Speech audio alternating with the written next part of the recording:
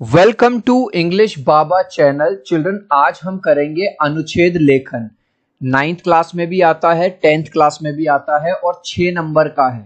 ठीक है, देखो अनुच्छेद लेखन लगभग 100 से 150 वर्ड्स है, 100 से 150 वर्ड्स में आपको लिखना होता है। आप जिस लैंग्वेज में लिखोगे वो सरल होनी चाहिए, इजी, स्पष्ट और प्रभावशाली भाषा में आपको लिखना है। शब्द सीमा जो मैंने स्टार्टिंग में आपको बताया, ये नहीं है भाई साहब आप ये सोच रहे हो कि मैं 3 पेज भर आया, 4 पेज भर आया। आपको जो वर्ड लिमिट बताई गई है 100 to 150, इसी के बीच में आपको लिखना है। अब एग्जाम में क्वेश्चन कैसे आएगा? एग्जाम में आ गया जैसे समय किसी के लिए नहीं रुकता, इस पे अनुच्छेद लेखन लिखिए। तो आपने हेडिंग डाल दिया समय किसी के लिए नहीं रुकता। अब आपने लिखना शुरू किया समय निरंतर बीतता जा रहा है। भाई समय किसी के लिए रुका नहीं? रुका ना, कभी भी किसी के लिए नहीं ठहरता। जो व्यक्ति समय के मोल को पहचानता है वह अपने जीवन में सफलता प्राप्त करता है। बोलो यस और नो।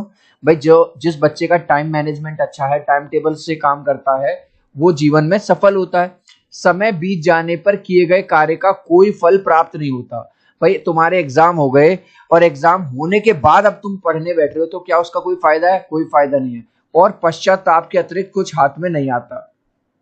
जो विद्यार्थी सुबह समय पर उठता है, अपने दैनिक कार्य समय पर करता है तथा समय पर सोता है, वही आगे चलकर सफल व उन्नत व्यक्ति बन पाता है। तो गाइस ये वाली बात आपको ऑलरेडी पता है। जो बच्चा अपना टाइम टेबल वगैरह बना के हर चीज को समय पे करता है वो सफल होता है। जो व्यक्ति आलस में आकर समय गवा देता है उसका भविष्य अंधकारमय हो जाता है।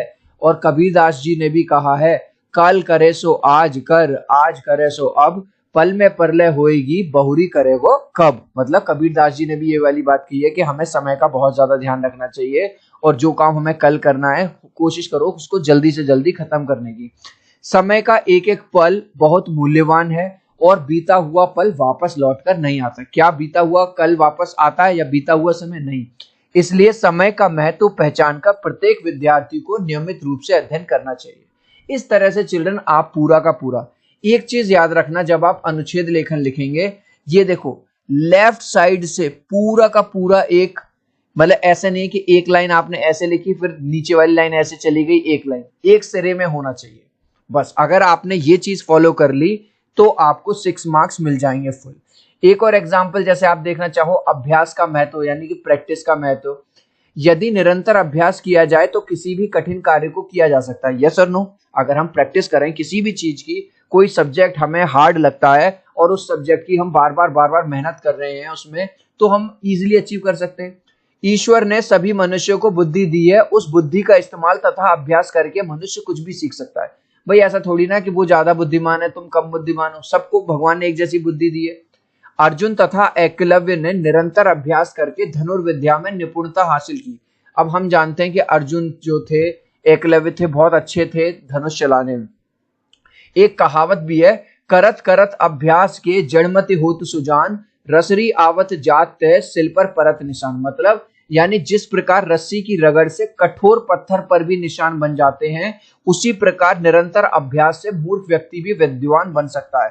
मतलब अगर हम बार बार प्रैक्टिस करेंगे तो हम भी स्कॉलर विद्वान बन सकते हैं। यदि विद्यार्थी प्रत्येक विषय का निरंतर अभ्यास करे तो उन्हें कोई भी विषय कठिन नहीं लगेगा और वे सरलता से उसमें कुशलता प्राप्त कर लेंगे। कहा भी गया है कि परिश्रम ही सफलता की कुंजी है। तो बस इस तरह से सिंपल वर्ड्स का यूज करते हुए आप अपने अनुच्छेद लेखन को देखो, लेफ्ट साइड से ये ध्यान रखना एक सिरे में रहना चाहिए सब कुछ। इसके अलावा एक ट्रिक आपको दे रहा हूं, कोई भी आ जाए, ठीक है, कोई भी अनुच्छेद लेखन आ जाए, कितना भी इजी हो कितना भी हार्ड हो, आपको खाली नहीं छोड़ना। आपको जो समझ में आए आपको वो पेज भर के आना है 100 से 150 वर्ड्स के बीच में। ठीक है, अब आप मुझे ये बता दो, इस क्वेश्चन का आंसर दे दो, which city are you from? तुम इंडिया के कौन से पार्ट से, किस सिटी से इस वीडियो को देख रहे हो? सो आई होप मेरा ये वीडियो आपको बहुत अच्छा लगा होगा। प्लीज वीडियो को लाइक कर देना, चैनल को सब्सक्राइब कर देना। अब हम मिलते हैं अगले वीडियो में। Bye bye.